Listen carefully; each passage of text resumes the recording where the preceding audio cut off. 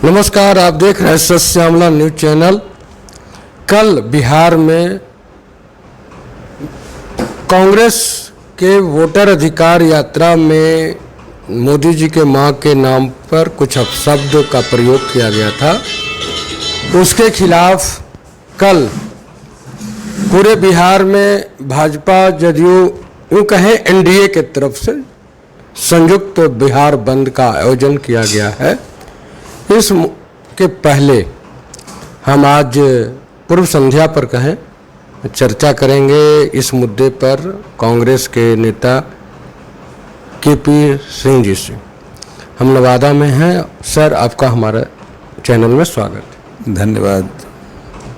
अभी हाल ही में जब आप लोगों का वोटर अधिकार यात्रा चल रहा था तो दरभंगा में किसी ने मंच पर आकर के मोदी जी के माता जी को कुछ अपशब्द का प्रयोग कर दिया। उसको लेकर के पूरे बिहार में ही नहीं देश भर में भाजपा और एनडीए ने बवाल मचा रखा। कल उसके अगेंस्ट में बिहार बंद का भी आयोजन है। इस बिहार बंद के आयोजन पर आप क्या कहेंगे?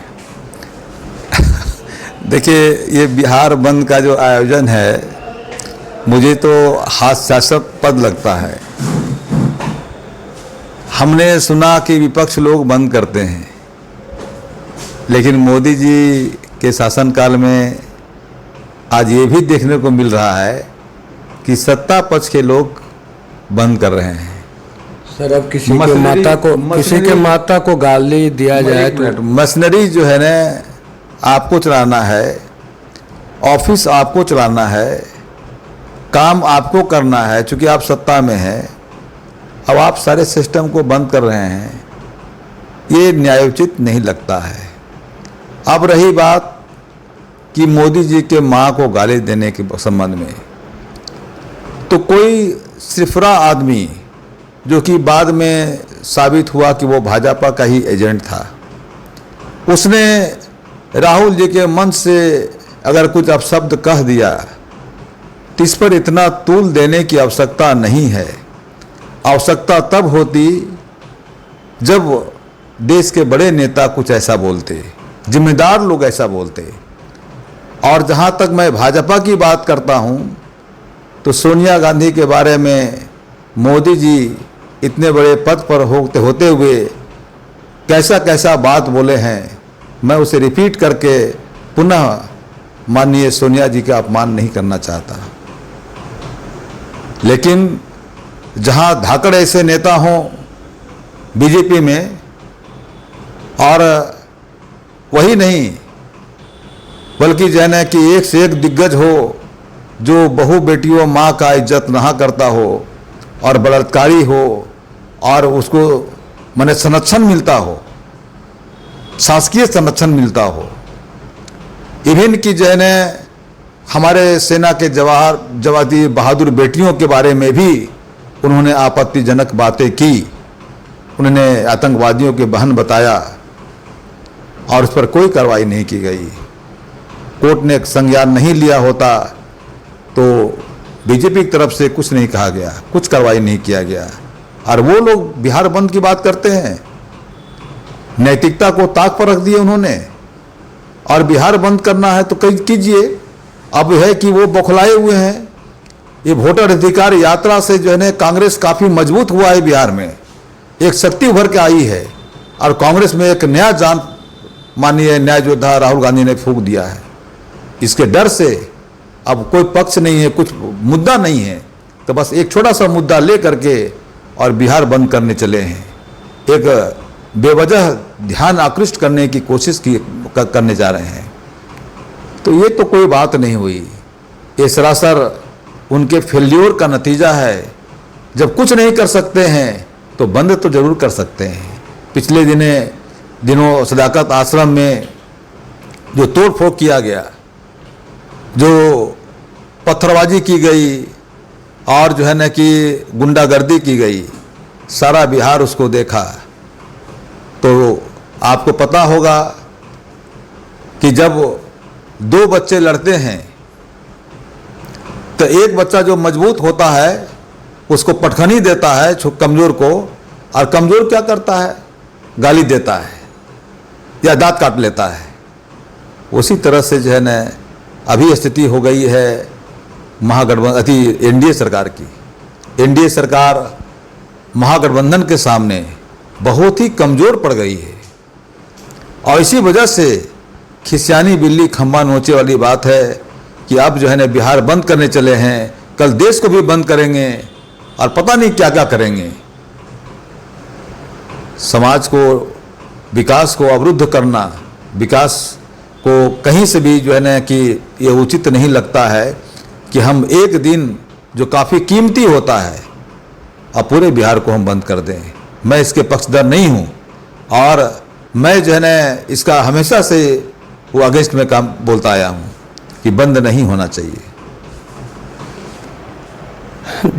जो काम हो रहा है उससे तो यही समझ में आता है, लोग भी समझ रहे होंगे कि आपने किया तो रामलीला और दूसरे ने किया तो रासलीला। अब ये तो जो बात हमको करना चाहिए तो आप ही कह दिए, हमारे दो धन्यवाद इसके लिए जो है ना कि जितनी भी करतूतें आप करते जाए वो सब सही है, लेकिन समाज सारा चीज़ देख रहा है। एक सिद्धांत है कि आप एक बार किसी को ठग सकते हैं, आप 2 बार ठग सकते हैं, लेकिन आप बार बार किसी को नहीं ठग सकते हैं। तो आपने 2 बार ठगा समाज को और सत्ता में आए, लेकिन बार बार समाज को ठगना ये संभव नहीं है।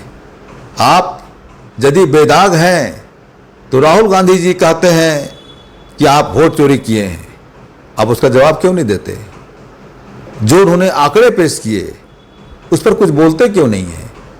बजाते आप प्रधानमंत्री होकर के आपको प्रेस कॉन्फ्रेंस करना चाहिए, आपने को डिफेंड करना चाहिए अपने को कि राहुल गांधी गलत बोल रहे हैं, लेकिन आपने ऐसा नहीं किया। अभी तक हमें नहीं लगता है कि ये बीजेपी जो है ना कल जो बंद कर रही है, एनडीए सरकार जो बिहार बंद का आह्वान किए हैं वो किसी भी तरह से न्यायोचित नहीं है और मैं इसका विरोध करता हूं। इस बंदी पर जनता के लिए आप क्या कहें? जनता के लिए हम यही कहेंगे कि जब हम कहीं गंतव्य पर निकलते हैं और जाम में फंस जाते हैं तो थोड़ा सा जो समय की जो चोरी होती है, विलंब होता है जाम की वजह से, तो उसमें हमें इतनी परेशानी होती है और हम ट्रैफिक को कोसने लगते हैं। अगर एक दिन का समय चुरा लिया जाए किसी पार्टी के द्वारा आम जनता का, तो जनता के दर्द को हमसे अधिक कौन समझ सकता है। मैं जनता से यही अपील करना चाहूँगा कि ये जो मनमानी है सत्ता पक्ष के द्वारा उसको सहिए।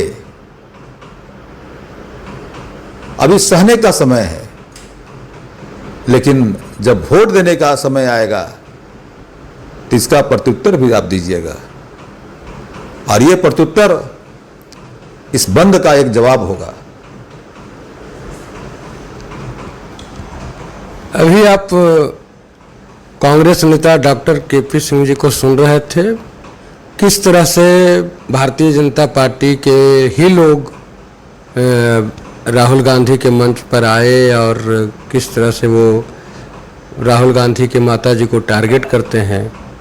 ये तो पूरे भारत में प्रचार किया जा रहा है, लेकिन मणिपुर में एक आर्मी की पत्नी को, सेना के एक पत्नी को जब नंगा करके घुमाया गया था, उस समय उसके इज्जत को शर्मसार होने से बचाने के लिए कोई आगे नहीं आए थे।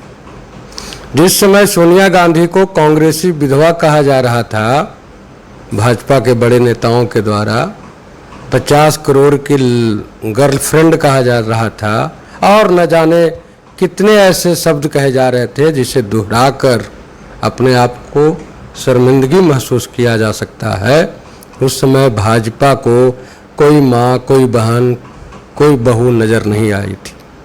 आज भाजपा के एक नेता जो खुद को कहते हैं कि हम बहुत बड़े गालीबाज हैं, गालियों का डिक्शनरी है, वो आज मोदी जी के भाषण से रोने लगते हैं।